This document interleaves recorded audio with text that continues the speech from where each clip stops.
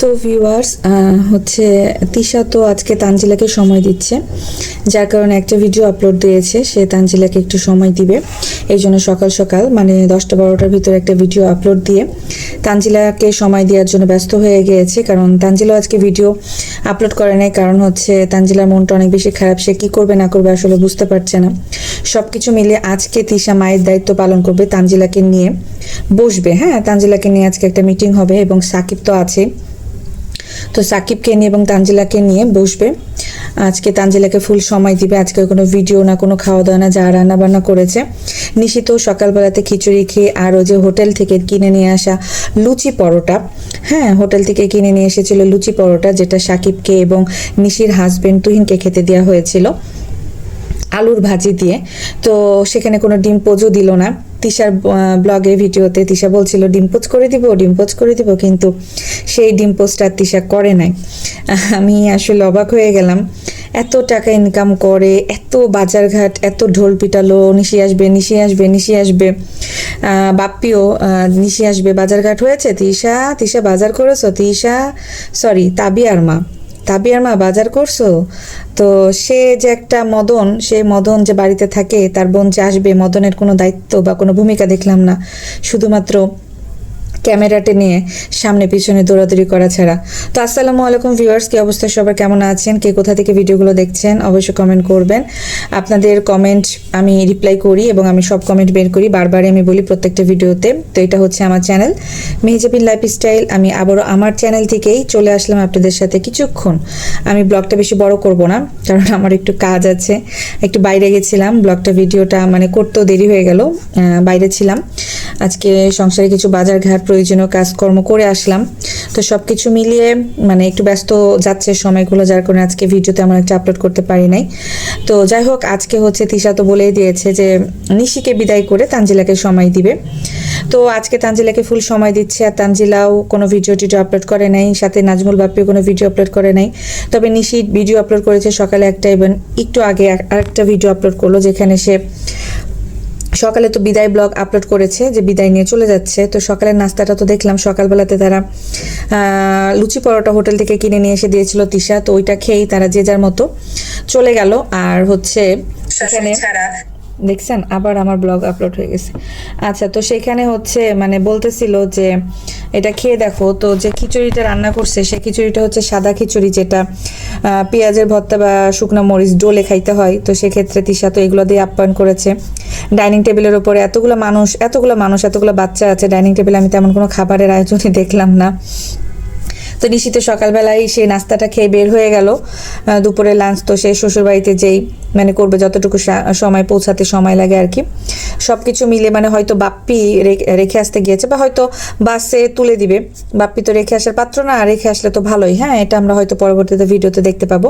বাপ্পি গাড়ি নিয়ে বের হলো, তো বাপ্পি যেহেতু গাড়ি নিয়ে গেল, হয়তো বাস স্ট্যান্ডে বাসে তুলে দিবে ঢাকার, আর না হলে হচ্ছে সে হয়তো রাখতে আসা বা যাওয়া সমস্যা বা কষ্টকর, সেই জন্য হয়তো নিশি তার ভাইয়ের এই কষ্ট দেখে বলবে যে ভাই তুই যা, আমার দরকার নাই, যেহেতু হাজব্যান্ড আছে। এর আগে হাজব্যান্ড ছিল না, তাতেই এই নিশিকে বাসে উঠাই দিছিল। এই হচ্ছে বাপ্পি এসে, নিশি একাই বাস ট্রাভেল করে বাস থেকে নেমে, তার শ্বশুর দাঁড়িয়েছিল, তার শ্বশুর এসে আবার নিয়ে গিয়েছে। তো সবকিছু মিলে এখন জানি না যে বাপ্পি হচ্ছে ঢাকা পর্যন্ত যাবে কিনা রাখতে, শ্বশুরবাড়ি পর্যন্ত, এই যে বৃষ্টির সময় যে বৃষ্টি হচ্ছে। তো সবকিছু মিলে তো সে সকালে বিদায় নিয়ে নিয়েছে, মাত্র 2টা দিন থাকলো, 2 রাত, হ্যাঁ 2 রাতের মাঝখানে সে 2 দিন সকালবেলাতে নাস্তা দিয়েছে খিচুড়ি, একদিন হলুদ খিচুড়ি, একদিন সাদা খিচুড়ি। হলুদ খিচুড়ির সাথেও কোনো মাংস, ডিম পোচ, তারপরে হচ্ছে গরুর মাংস, খাসি মাংস, ইলিশ মাছ বা চিংড়ি মাছ বা রুই মাছ বা কাতল মাছ, যাই বলেন কোনো কিছুই ছিল না। সকালের নাস্তাতেও ছিল না, দুপুরের খাবারও ছিল না। 2 দিনই সে খিচুড়ি আইটেম করে বিদায় দিয়ে দিল। আর হোটেল থেকে পরোটা কিনে নিয়ে আসলো। কেন, তার বাসা থেকে ফ্রোজেন পরোটা ছিল না? সে কি গরম গরম ভেজে দিতে পারতো না? গরম কি রুটি বানিয়ে দিতে পারতো না?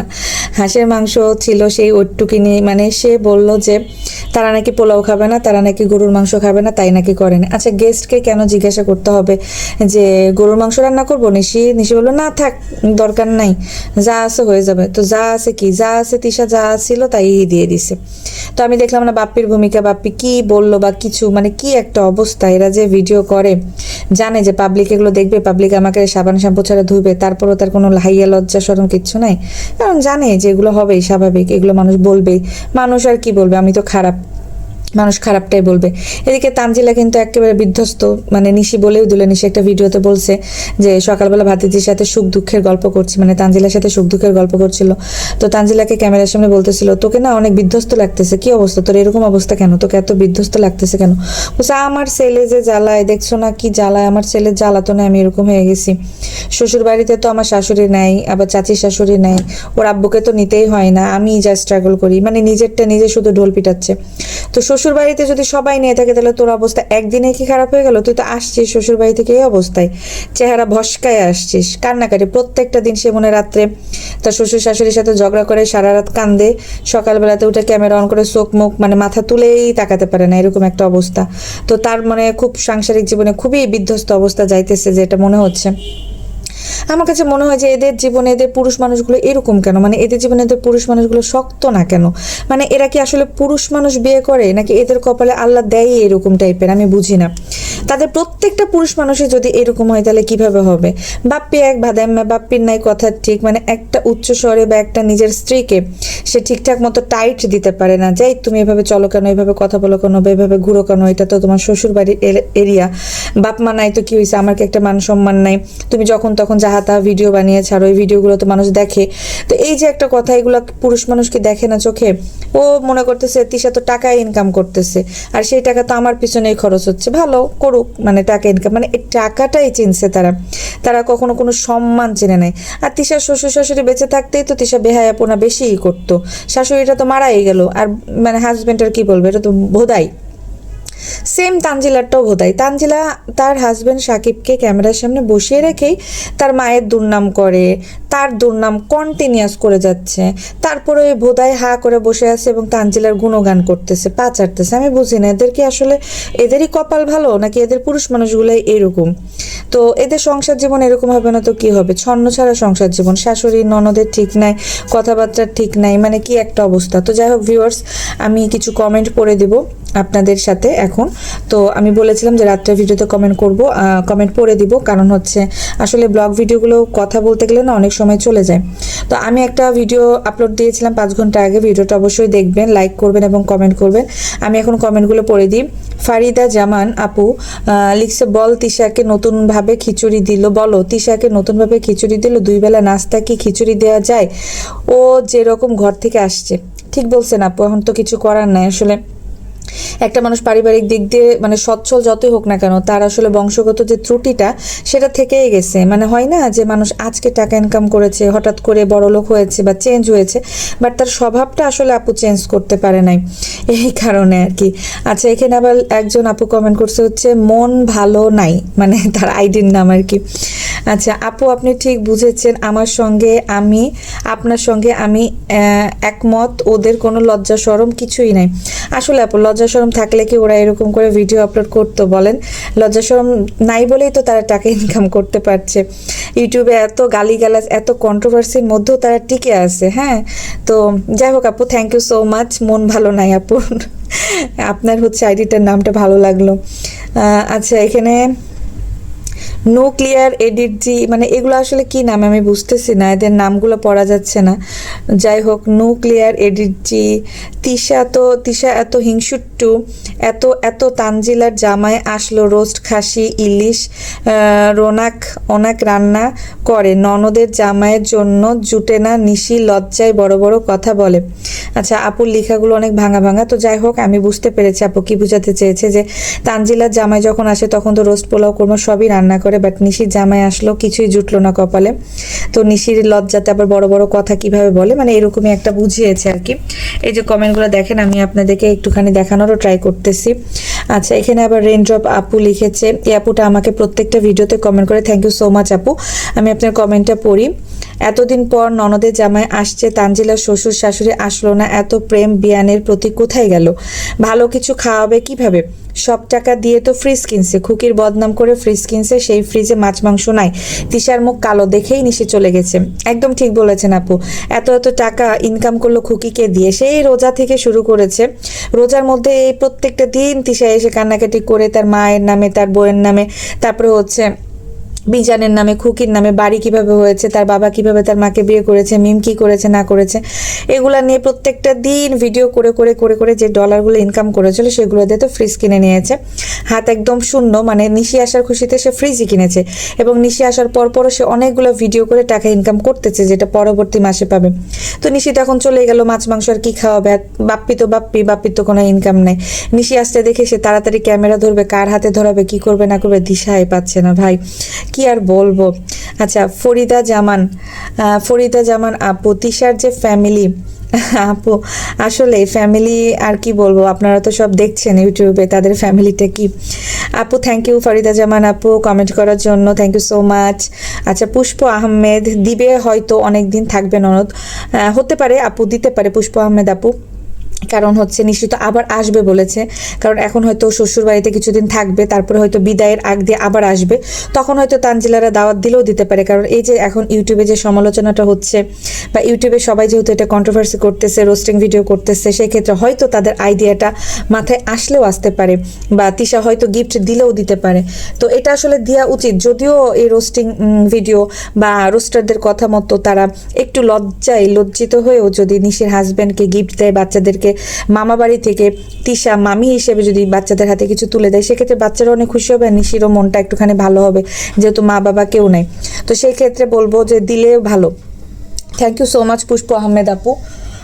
নীলি আকাশ ডলি আপুকে অনেক ধন্যবাদ, কারণ সে আমার প্রত্যেকটা ভিডিওতে কমেন্ট করার ট্রাই করে এবং প্রত্যেকটা ভিডিও দেখে। Thank you so much Nili Akash Dolly আপু। তবে আপুর হচ্ছে কমেন্ট অনেক বড়, আমি তাও পড়ে দিচ্ছি। আমরা regular chicken, fish, cow biryani অনেক মানে খাচ্ছি আর কি, বা খাই। কুক করে গেস্ট থাকে না, তারপরও অনেক আইটেম থাকে, বাট আমরা 3 জন ফ্যামিলি মেম্বার খাবার পরেও থাকে হোমলেস ডিয়ারদের দিয়ে দেয়। এই মহিলা জানে ঢং করে, তিশা ডাইনি ভিডিও করতে পারে না এই টপিকস নিয়ে। আচ্ছা, থ্যাংক ইউ সো মাচ আপু। মানে আপু বোঝাতে চেয়েছে তারা 3 জন সদস্য, তারপরও তারা অনেক খাবার রান্না করে, খাবার তারা খাওয়ার পরও বেঁচে যায়, গেস্টদেরকে ওইভাবে আপ্যায়ন করে, আর খাবার খেয়ে বেঁচে গেলে সে তাদের নিয়ারেস্ট বা ডিয়ারেস্ট কাউকে, আশেপাশে কাউকে দিয়ে দেয়, এরকমই একটা বোঝাতে চেয়েছে। তো থ্যাংক ইউ সো মাচ আপু কমেন্ট করার জন্য। তারপরে মজার রান্না লাভরি এক দিয়েছে, থ্যাংক ইউ সো মাচ আপু কমেন্ট করার জন্য। ফারিদা জামান আপু, সবাই কমেন্ট বক্স বন্ধ রাখছে কেন? আপু বন্ধ রাখছে কারণ সবাই যে কমেন্টে যে ধোলাই করবে, এই কারণে কমেন্ট বক্স বন্ধ করে তারা তাদের ভিডিও আপলোড করে। তারা জানে কখন কি করতে হয় অ্যাকচুয়ালি। তো আসলে তারা জানে যে এখন পাবলিকের ধোলাই খাবে, সেক্ষেত্রে তারা নিজ ভিডিও ঠিকই আপলোড দিচ্ছে, কারণ ইউটিউবে তো একদিন মিস দেওয়া যাবে না, মানে একদিন মিস দিলে তো ডলার ইনকামটা বন্ধ হয়ে যাবে, বুঝেন না? 30 দিনে 30টা ভিডিও আপলোড দিতে হবে, 30 দিনে 30টা না, তারা কিন্তু 60টা ভিডিও আপলোড দেয়। একটু খেয়াল করে দেখবেন, তিশা যদি সুযোগ পায় সেক্ষেত্রে দিনে 3-4টা করে ভিডিও আপলোড দিয়ে দেয়, মানে হয়ে যায় আর কি, তারা যে রং তামাশাগুলো করে। তো সেক্ষেত্রে দেখা যাচ্ছে সে জানে যে আমি যে আকামটা করেছি, সে আকামের জন্য পাবলিক আমাকে কমেন্ট বক্সে সাবান শ্যাম্পু ছাড়াই ধুয়ে দিবে, সেক্ষেত্রে সে ভয়ে কমেন্ট বক্স বন্ধ করে তার যেটা কাজ নোংরামি নষ্টামি সে সেটা করে। আচ্ছা, রেজনা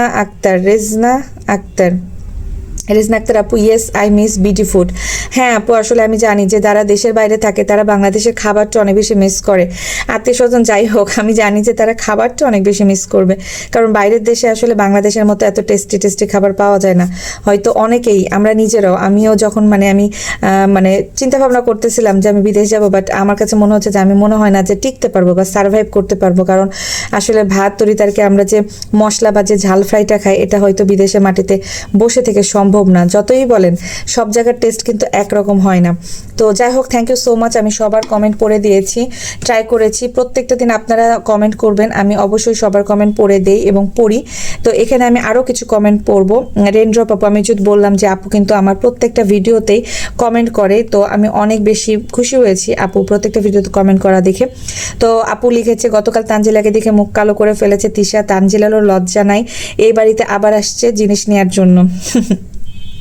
আপু তারা কোনো সুযোগ পেলেই চলে আসে পোটলা পটলি বেঁধে একদম।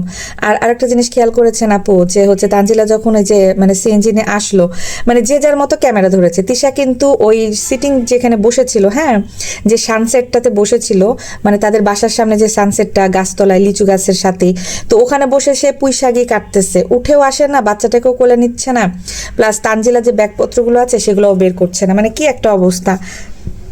মেয়ে জামাই সকালবেলাতে এসে নামলো, তো সেই জায়গাতে বাপ্পি দৌড় মেরে যে মানে তানজিলার বাচ্চাটাকে কোলে নিল, আর হচ্ছে তানজিলা ব্যাগপত্র নামাচ্ছিল, সাকিব ব্যাগপত্র নামাচ্ছিল, কিন্তু তিশার জায়গা থেকে নড়েই নাই। হ্যাঁ, তিশা আবার বলতেছে, এই আমার ক্যামেরাটা নিয়ে যেত, আমার ক্যামেরাটা নিয়ে যা, তাড়াতাড়ি ধর, এদিক থেকে ধর, এদিক থেকে ধর, এভাবে বলতেছিল। তো সব কিছু মিলিয়ে আমার কাছে মনে হলো ক্যামেরা ধরাটা হচ্ছে মেইন কাজ, মেইন ইম্পর্টেন্ট কাজ। জামাই আসছে, মেয়ে আসছে, তার তাড়াতাড়ি করে উঠে জামাইয়ের সাথে কথা বলা উচিত, বা ব্যাগপত্রগুলো নামানো উচিত, বা হেল্প করা উচিত। একটা আছে না, সে ক্যামেরা ধরাতে ব্যস্ত, এবং ওই জায়গা থেকে সে উঠলোই না। হ্যাঁ, উঠলোই না, সে বসেছিল। তো বাপ্পি কিন্তু বাচ্চাটাকে কোলে নিয়ে বলতেছে, যা যা ভেতরে যা। তো তানজিলা তখন ব্যাগ ট্যাগ নিয়ে ভেতরে গেলো, তখন সাকিবও ব্যাগ ট্যাগ নিয়ে ভেতরে গেল। তো যাই হোক আপু, থ্যাংক ইউ সো মাচ আপনাকে কমেন্ট করার জন্য। এখানে লস্ট সোল, এই যে বললাম না যে আপনাদের হচ্ছে নামগুলো, আসলে এই যে আইডির নামগুলো না ইউটিউবে মানে মেল আইডি হিসেবে আসে, বা থাকে না অনেক ফেক নাম দিয়ে আইডি খুলে, বা অনেকেই হাজব্যান্ডের নাম ভাইয়াদের নাম দিয়ে খুলে। তো যাই হোক, আমার নামগুলো হয়তো ঠিকঠাক মতো আপনারা বুঝতে পারতেছেন না। তো আপু অনেক সময় যেটা হয় যে নিজের কমেন্ট দেখা যায় না, কিন্তু অন্যেরা দেখতে পারে এই ইউটিউবে কোনো সমস্যা হলে তখন এটা। আচ্ছা, ওই যে আরেকজন আপু আমাকে কমেন্ট করেছিল যে কমেন্ট আমি পাবলিক কেন করি না, সেটার জন্য এই রিপ্লাইটা দিয়েছে আপু। থ্যাংক ইউ সো মাচ আপু আমার ভিডিওটা দেখার জন্য, আমার ভিডিওটা দেখে বলে আপু কমেন্টটা করতে পেরেছে। তো এখানে আরেকজন কমেন্ট করেছে হচ্ছে ইয়াসমিন আক্তার, এই কথাগুলো বন্ধ করেন, সংসারে অশান্তির সৃষ্টি করে না, অশান্তির সৃষ্টি করে না, আপনারা ওদেরকে ওদের মতো থাকতে দিন। আপু আমরা ওদেরকে ওদের মতোই থাকতে না দিলে ওরা ওদের মতোই থাকবে, আমাদের কথাতে ওদের লাইফে কোনো পরিবর্তন আসবে না আপু, আপনি টেনশন করিয়েন না। আমাদের জন্য ওদের সংসারে কোনো অশান্তি হবে না, আমাদের জন্য ওদের সংসারে সুখী হবে যদি ওরা আমাদের কথা মতো চলে, বা আমাদের কথাটা জ্ঞান কর্তব্য হিসেবে তাদের সংসারে লাগায়। সো আপনি টেনশন করবেন না, আপনি আপনার সংসারের দিকে খেয়াল করেন। থ্যাংক ইউ সো মাচ আপনাকে কমেন্ট করার জন্য। আচ্ছা, এখানে আরও আচ্ছা, এখানে একটা আপু লিখছে যে লস্ট সোল আপু, এখানে কিছু ইনফরমেশন ভুল আছে। নিশি এবং বদা আর মাহিনো দুজনেই বানিয়ে বানিয়ে মিথ্যা গল্প বলেছে দর্শকদের। আসল গল্প কিবরিয়ার ভিডিওতে সানির কল রেকর্ডে পাবেন। তিশা বাপ্পির এক বন্ধু বান্ধবী ছিল এবং তার বাসায় বাপ্পির সাথে তিশার পরিচয়, বাকি সব আপনি সেখানে পাবেন। আর বদা তার খালার বাসায় না ফুপুর বাসায় নিয়ে গিয়েছিল প্রথম। থ্যাংক ইউ সো মাচ আপু, থ্যাংক ইউ সো মাচ। আপু না ভাই আমি জানি না, thank you so much information দেওয়ার জন্য। আমি বলেছিলাম ভিডিওতে যে আমার যদি বলাতে কোনো ভুল হয়ে থাকে আমি তো তাদের কথা শুনেই বলছি, সেক্ষেত্রে অবশ্যই আপনারা যদি নতুন কিছু জেনে থাকেন আমাকে কমেন্ট করে জানাবেন। তো আপনারা জানেছেন, থ্যাংক ইউ সো মাচ। আচ্ছা, এখানে আপু লিখেছে যে ইটিং, আর হচ্ছে এটাও আমি এটা পড়ে দিই, কুকিং আর ইটিং চ্যানেল থেকে আপু লিখেছে, আপু আমার কিছু কমেন্ট আপনি রিপ্লাই পান। আচ্ছা, এটা আমি বলেছি এর আগেও। আচ্ছা, এখানে আবারও যে ইয়াসমিন আক্তার, নিজের সংসারের খবর নাই অন্যের সংসার নিয়ে কথা বলেন, স্বামী কি আছে না গেছে, খাইতে দেয় না, না আমাকে খাইতে দেয় না, তুই এসে খাওয়াই দিয়ে যাস, ঠিক আছে, তোর সংসারের খবর তুই নে। সরি টু সে, বাট তুই তো করে না করলে হয় না। কিছু কিছু মানুষ না নিজের সম্মান নিজেই হারিয়ে ফেলে। হ্যাঁ, সে আসছে নিজের সম্মান হারাইতে। আমার চ্যানেল, আমি কার সাথে কি বলবো না বলবো, কি কথা বলবো, সেটা একান্তই আমার ব্যক্তিগত ব্যাপার। তোর দেখতে ইচ্ছা করলে তুই দেখবি, না ইচ্ছা করলে এখান থেকে ফুট। আমার সংসারে খোঁজ তোর নিতে হবে না, তুই নিজের সংসারে খেয়াল রাখ। তো থ্যাংক ইউ সো মাচ। এই ছিল হচ্ছে কমেন্ট। আমি আর এখন কোনো কমেন্ট পড়তেছি না, আপনারা এই ভিডিওতে কমেন্ট করে দিবেন, আমি পরবর্তী ব্লগে কমেন্টগুলো পড়ার ট্রাই করব। তো যাই হোক, ভিডিওটা অনেক বড় হয়ে গেল কমেন্ট পড়তে পড়তে। আমি সবাইকে বলে দিচ্ছি আবারও, আমার মেহজাবিন লাইফস্টাইল চ্যানেলটা সাবস্ক্রাইব করে দিবেন সবাই, যে যেখান থেকে ভিডিও দেখতেছেন না কেন। আর এই ভিডিওটা দেখে অবশ্যই আপনার মূল্যবান মতামত কমেন্ট করে জানাবেন। আর তিশাকে নিয়ে আমি, তিশা এবং তানজিলার ভিডিওটা আবার রাত্রে আর একটা ব্লগ ভিডিও আপলোড করে দেবো ইনশাল্লাহ। তো এখনকার মতো বিদায় নিচ্ছি, টাটা, বাই বাই, আল্লাহ হাফেজ।